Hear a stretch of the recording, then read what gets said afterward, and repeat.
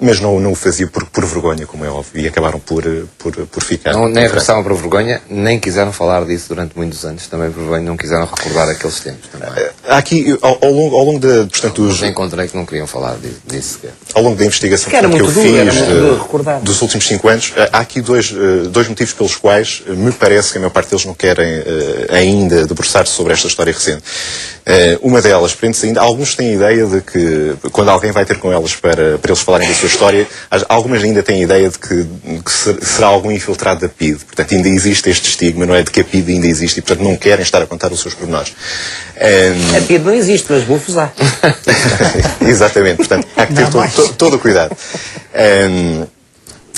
Portanto, depois é óbvio que isto é uma história de traços humanos inimagináveis, portanto, de grande sofrimento. Aliás, mas neste romance, por exemplo, deixe-me só dizer esta questão. De todos os entrevistados, portanto, de todas as pessoas que eu entrevistei, aquela que mais marcou foi um senhor que não entra no documentário. Foi um senhor que eu tive a possibilidade de entrar em contato com ele num café em Paris, por intermédio, portanto, do dono do café, que me disse, olha, aquele senhor veio a salto de Portugal. Portanto, poderá ter uma história para si. E eu fui lá falar com ele, tentei perceber se, de facto, ele me contaria a sua história, e ele olhou para mim, começou a chorar e disse-me, você não sabe o que foi a minha história e ter que andar a fugir aos tiros nos Pirineus, desculpe lá. E estava com a neta ao lado, e ainda lhe disse, mas isto é importante, as novas gerações, está aqui a sua neta. Não sabe. É preciso que isto se saiba. Desculpe, mas eu não falo sobre a minha história. A chorar, literalmente. Portanto, isto é algo muito duro, não é? E que ainda exige bastante investigação. Aqui a personagem central, o Joaquim, no teu livro, usa uma arma que eu acho que é importantíssimo para qualquer português que tente viver fora da sua terra natal, que é a língua. Portanto, para se integrar, temos que conhecer a língua. A grande maior parte destes portugueses, porque viviam em guetos, não é? Em guetos portugueses, não falavam francês e, portanto, não se integravam. Joaquim integrou-se. Integrou-se, esse foi uma... Integrou-se e apaixonou-se por Josefine. Exatamente. Não, mas isso faz parte daquilo que eu quis transmitir no livro, quer dizer que houve ali uma geração que teve objetivos definidos para ganhar dinheiro, para construir a casa, como dizia aqui o Carlos, construir a casa em Portugal, e para isso alguns perceberam o que é que tinham que fazer, e a ideia foi transmitir isso mesmo, que muitos perceberam isso, e claro, falar a língua era... Por acaso acho que somos muito injustos, porque claro que há casas horríveis por esse país fora, feitas pelos imigrantes das décadas de 60, mas a partir do momento em que eu comecei a conhecer esta história da imigração dos anos 60, compreendo que as casas tinham que ser assim, porque estas pessoas fugiram do xisto, fugiram daquilo que nós achamos bonito, porque era sinónimo de pobreza total. Ninguém lhes disse é que podiam manter os materiais das suas terras natais, como o xisto, não é? E depois fazer uma casa com conforto. Eles trouxeram aquilo que entendiam que era conforto dos países onde viveram. Era de facto a bandeira deles, dizerem fui a França, era o carro de marca, não é?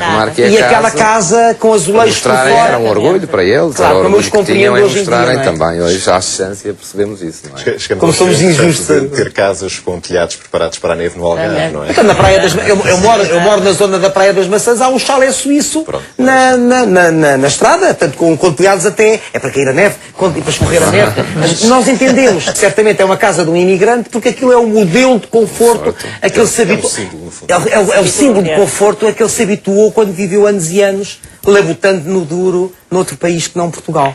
Achas que os portugueses vão entender melhor a imigração dos anos 60 através deste romance? O objetivo é esse, espero chegar e conseguir isso, e sobretudo transmitir para as novas gerações uma ideia do que foi. É que isto não é uma coisa longínqua, é recente, ainda está no presente, como nós vemos aqui.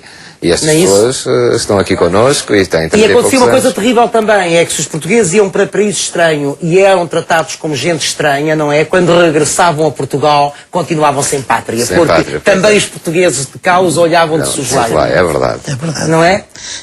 Sobretudo isso. A maior parte deles, quando nós chegávamos cá, não nos olhavam com boa cara. Foi o que aconteceu. Não, e eram os imigrantes, trazíamos muito dinheiro, não é? Eu cheguei a ir ao mercado de Palmela, levava uma mala assim, e perguntei quanto custa este nabo. Ela olhou para mim assim e disse 10 escudos ou 5 escudos, ou um nabo. E eu voltei-me para ela e disse-lhe 10 escudos ou 5, já não me lembro. Até não é imigrante. Voltavam-se para nós e perguntavam-nos se não éramos imigrantes, tínhamos muito dinheiro, não é? Eles pensavam que a gente enchia também a malinha, como o senhor disse, e é verdade, que se abanava a árvore, que se metia. Mas eu conheci muitas dessas situações que viviam, iam para a missão católica. Eu chegava a ir lá para ver e para ajudar, se fosse preciso. Pessoas deitadas no chão, à procura dos patrões, ir à pergunta de um empregado para uma casa, e eles estarem todos deitados sem saber falar, sem nada. Até houve uma altura, um caso muito engraçado, que a francesa perguntou-lhe: "Vous êtes português? Oui. Vous parlez português? Vous parlez français? Oui. Vous êtes Anne? Oui." Se ele era burro, pois ele não percebia mais nada e ele respondeu que sim. Ele sabia a palavra oui. E ele só sabia o oui, não é? Mas o que é certo é que a grande maioria destes portugueses, à custa de trabalho, de sofrimento, de muito sangue, suor e lágrimas, triunfou. Sim, e depois saiu do Vidonville e conseguiu a sua casinha. E aliás é o caso deste livro. Só fazer aqui um à parte, porque tenho que ir ali ao outro estúdio onde está o Pedro Carvalhas. Olá Pedro, muito bom dia. Quais são os destaques para daqui a pouco para o Jornal da Uma? Já posso desvendar o teu segredo? Já. Meus amigos, muito obrigado. Eu fico aqui com muita vontade de conversar com mais tempo com a Abel e com o casal Cardoso.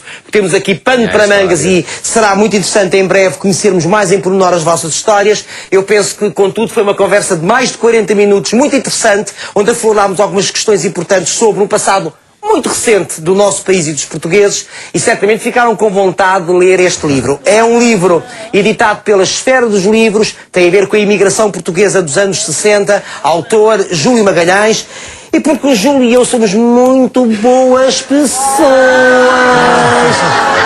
Qualquer senhora desta plateia vai receber um livro, longe do meu coração. Até já, até já! Temos 70 livros de oferta!